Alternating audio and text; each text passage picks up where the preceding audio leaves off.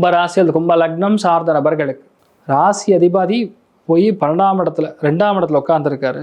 விரயஸ்தானத்தில் சூரியன், செவ்வாய், புதன், சுக்கிரன் 5 கிரகம் சேருது. சந்திரனும் வந்து சேரும். அப்பப்போ ஒரு மாதத்தில் எப்படி பார்த்தாலும் 6 நாள் சேருது. அந்த 6 நாள் ஹெல்த்து போட்டு படுபடுத்தும்.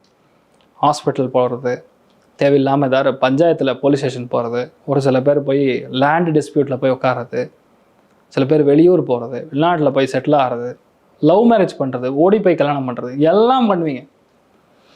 எது பண்ணக்கூடாதோ அதெல்லாம் பண்ணுறது.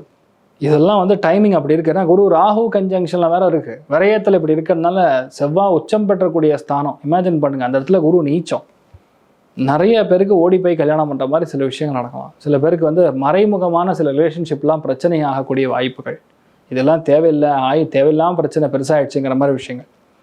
சில பேருக்கு மறைமுகமான இடங்களில் பிரச்சனை, சில பேருக்கு கால் பாதங்களில் பிரச்சனை, மாறி மாறி பிரச்சனைகள் கொஞ்சம் கும்பத்து கொடுக்கும். ஆனால் குரு பார்வையில் ராசி லக்னம் இருக்கிறதுனால தப்பிச்சிடும்.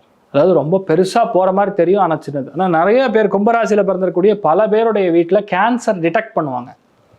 First stage, second stage, third stage, fourth ஸ்டேஜுங்கிற மாதிரி அந்த டிடெக்ஷன் வந்து நடக்கும். நிறைய அந்த டெஸ்ட்டு, பிளட் ஸ்கேனு, ரிப்போர்ட்டு இதெல்லாம் பண்ணக்கூடிய ஒரு காலகட்டம் இந்த மாதம் முழுக்க இருக்குது. உங்களுக்கோ அல்லது உங்களை சார்ந்து இருக்கக்கூடியவங்களுக்கோ அது நடக்கும். வீட்டில் பாட்டி தாத்தா இருந்தால் அவங்களுக்கு நடக்கிறதுக்கு வாய்ப்பு இருக்குது. ஸோ இந்த டைமில் பார்த்துக்க வேண்டியது உங்களுடைய ஹெல்த்து தான். உங்கள் ஹெல்த்தை கான்சன்ட்ரேட் பண்ணுங்கள். வேறு ஊர் போயிட்டீங்க, வேறு நாட்டுக்கு போயிட்டீங்க, எந்த விஷயத்தையுமே வெளியே சொல்லாமல் பண்ணால் போதும், ஜெயிச்சிருவீங்க. வெளியூரில் போய் ஒரு வேலை கிடைக்குதுன்னா தாராளமாக போகலாம். இல்லை எங்கள் ஊர், எங்கள் சொந்தம், எங்கள் அண்ணன் தம்பின்னு உட்காந்துருந்தீங்கன்னா பிரச்சனை தான் ஆகும். உங்களை ஒதுக்கி தான் வைப்பாங்க. அப்படி தான் இருக்குது நிலைமை.